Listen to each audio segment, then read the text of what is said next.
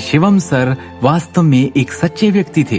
एक बेकार दामाद के रूप में अपनी व्यापक रूप से प्रसिद्ध प्रतिष्ठा रखने के बावजूद वो कभी भी शांत रहने और एकत्र होने में असफल नहीं हुआ, तब भी जब दूसरे उसके साथ अन्याय पर अन्याय किए जा रहे थे।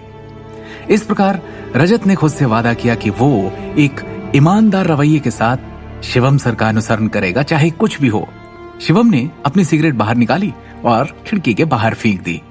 दृष्टि की मुस्कान को दूर से देखकर वो खुशी से भरे चेहरे के साथ चला आया। वो तुरंत सीधा खड़ा हो गया और कार की पिछली सीट का दरवाजा खोल दिया। दृष्टि फिर कार में बैठ गई और उसके साथ शिवम भी। क्या आज तुम खुश हो? शिवम ने मुस्कुराते हुए पूछा। मैं खुशी से परे हूं, आज एक अद्भुत सपने जैसा लगता है, दृष्टि ने कहा और उसकी आंखें उत्साह से चमक उठी। वास्तव में मैंने कभी नहीं सोचा था कि मेरे द्वारा डिजाइन किए गए गहने सच में अरबों रुपए में बेचे जा सकते हैं, दृष्टि ने अत्यंत प्रसन्नता के साथ कहा। इसके अलावा आज पहली बार था कि इतने जाने माने मीडिया आउटलेट मेरा साक्षात्कार लेना चाहते थे। ऐसा लगता है कि मैं किसी प्रकार की सेलिब्रिटी हूं। आज वो उस दृश्य से गुजरी थी जिसके बारे में वो केवल अतीत में ही कल्पना कर सकती थी। इसके अलावा उसके द्वारा व्यक्तिगत रूप से डिजाइन किए गए गहने के टुकड़ों को आभूषण उद्योग के कई प्रसिद्ध विशेषज्ञों द्वारा पहचाना और सराहा गया था। जीवन भर जिस सपने के लिए वो तरसती रही, उसका अनुभव करने के बाद वो भावुक कैसे नहीं होती। उसके सपने के सच होने से ज्यादा उसे और क्या खुशी हो सकती थी।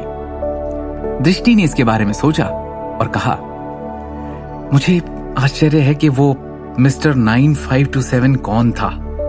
क्या रहस्यमय व्यक्ति है। मैं व्यक्तिगत रूप से उसे धन्यवाद देना चाहती हूं, लेकिन शिवम ने कहा, तुम्हारा काम एकदम सही है। इसके लिए वो व्यक्ति 1 अरब क्या और रुपए देने को तैयार हो जाता। दृष्टि ने कुछ याद करने से पहले एक पल के लिए सोचा। वैसे शिवम, तुमने मुझे अभी तक नहीं बताया कि तुम्हें किंग ऑफ द वर्ल्ड वापस मिला कैसे और कहां से? मेरा एक दोस्त है जो एक निजी जासूस के रूप में काम करता है, शिवम ने स्पष्ट रूप से कहा। मैंने कल रात उसे पेंडेंट के गायब होने की जांच करने के लिए कहा और वो किंग ऑफ द वर्ल्ड के ठिकाने का पता लगाने में कामयाब रहा। क्योंकि उसने चोरी के सबूत भी खोजे थे, इसलिए उसे समय पर किंग ऑफ द वर्ल्ड भी मिल गया। एक निजी जासूस? दृष्टि ने उसके पीछे दोहराया। निजी जासूस के बारे में उत्सुक। क्या तुम्हारा दोस्त इतना अच्छा है? उसने एक रात में चोर को ढूंढ लिया और यहां तक कि उससे पेंडेंट वापस लेने की मांग भी कर ली। बेशक शिवम दृष्टि को ये नहीं बताएगा कि उसने जिस मित्र के लिए कहा था वो शहर का प्रसिद्ध भाईजी जगन था।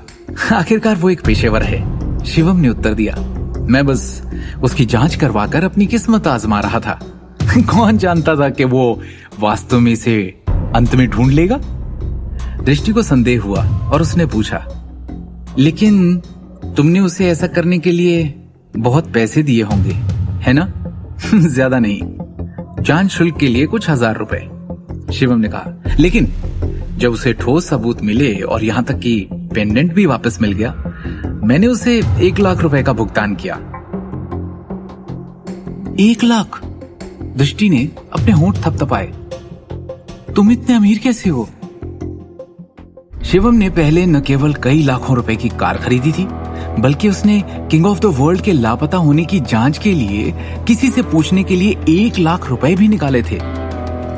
उसने इन चीजों के लिए अपनी व्यक्तिगत बचत का काफी कुछ इस्तेमाल किया होगा, या फिर कोई और ऐसी बात है या राज है जो शिवम उसे बता नहीं रहा था।